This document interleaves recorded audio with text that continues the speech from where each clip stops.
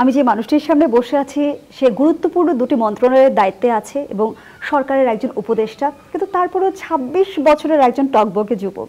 সেই জায়গা থেকে আমি যদি জানতে চাই, প্রেম ভালোবাসা নিয়ে আপনার মূল্যায়নটা আসলে কি? বিশ্ববিদ্যালয়ে যখন ছিলাম স্বাভাবিকভাবে আমাদের বন্ধুদের অনেকেই হয়তো বিভিন্ন ধরনের সম্পর্কের সাথে জড়িত ছিল, কিন্তু আমাদের জার্নিটা একটু ডিফারেন্ট। আমি প্রথম বর্ষে যখন আসি ২০১৮ সালে বিশ্ববিদ্যালয়ে কোটা সংস্কার আন্দোলন পাই প্রথমেই, এবং কোটা সংস্কার আন্দোলনের পর থেকে এক ধরনের মানুষের জন্য কাজ করার, এবং ক্যাম্পাসে আমরা দেখেছি যে প্রতিদিন গেস্টরুম নির্যাতন। আমারই কোনো বন্ধু হয়তো গেস্টরুম নির্যাতনের শিকার হচ্ছে। আমি নিজে যখন ছিলাম তখনও এক ধরনের প্রতিদিন রাতেই গেস্টরুম থেকে বের করে ঢাকায় ঘুরতে বলা হতো, কিংবা ঘুমাতে পারতাম না। এই জায়গাগুলো থেকেই মূলত মনে হয়েছে যে আমাদের কিছু করার সুযোগ আছে, কিছু করার প্রয়োজন আছে। সেই জায়গা থেকে বেশিরভাগ সময়টাই গেছে স্টুডেন্ট অ্যাক্টিভিজম সাথে, এবং যেটা সে সময়ের প্র্যাকটিস ছিল যে আমাদের বন্ধুদেরও কেউ যদি বিসিএসের প্রিপারেশন নিচ্ছে কিংবা চাকরি বাকরি করবে, সেও আমাদের সাথে মিশতে আসলে অতটা পাবলিকলি মিশতে কমফোর্ট ফিল করতো না। কারণ আমার সাথে যদি তাকে গোয়েন্দা সংস্থার লোকজন দেখে কিংবা ছাত্রলীগের লোকজন দেখে, তার একটা ব্যাড রিপোর্ট যাবে, তার চাকরিটা হবে না।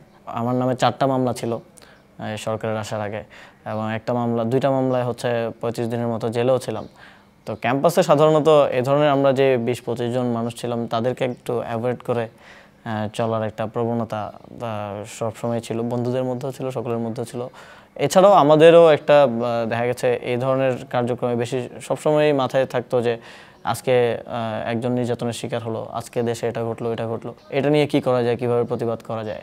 ফলে প্রেম ভালোবাসা কিংবা সম্পর্কের দিকে যাওয়ার সময়টা সেভাবে পাওয়া হয়ে ওঠেনি। এই উত্তরটিকে আমি কৌশলী উত্তর ধরে নেব আসিফ মাহমুদ। আমাকে বিশ্বাস করতে হবে কি যে আপনার জীবনে কখনোই প্রেম ভালোবাসা আসেনি? অনেক সময় সুযোগ সৃষ্টি হয়েছে, কিন্তু আলটিমেটলি হয়ে ওঠেনি, কিংবা হতে হয়নি হয়তো, এরকম। দর্শকদের জন্য কি বলতে চান দেশ টেলিভিশনের? আমরা একটা দীর্ঘ লড়াইয়ের মধ্য দিয়ে, একটা রক্তক্ষয়ী লড়াইয়ের মধ্যে একটা নতুন বাংলাদেশ পেয়েছি, এবং অন্তর্বর্তীকালীন সরকার সেই নতুন বাংলাদেশকে দীর্ঘমেয়াদে বাংলাদেশের জনগণের জন্য একটা কল্যাণময়ী রাষ্ট্র হিসেবে গড়ে তুলে দিয়ে যেতে চায়, এবং সেই কাজ করতে তারা বদ্ধপরিকর। এবং সেক্ষেত্রে প্রথম দিন থেকেই জনগণ বিভিন্ন পর্যায়ে বিভিন্নভাবে আমাদেরকে সহযোগিতা করে যাচ্ছে। আমরা চাই সামনের সময়ে, যেহেতু সংস্কারের কার্যক্রমগুলো এগিয়ে আসছে, সরকার সংস্কারের কাজগুলো খুব দ্রুতই আপনারা দেখতে পাবেন, এবং সেক্ষেত্রে সংস্কার করতে গিয়ে অনেক গোষ্ঠীর স্বার্থ হয়তো, অনেক ব্যক্তির স্বার্থ হয়তো আঘাত লাগবে।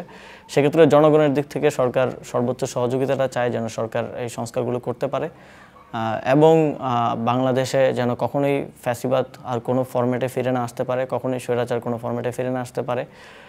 সেই জন্য একটা চিরস্থায়ী বন্দোবস্ত এই অন্তর্বর্তীকালীন সরকার করে দিয়ে যেতে চায়।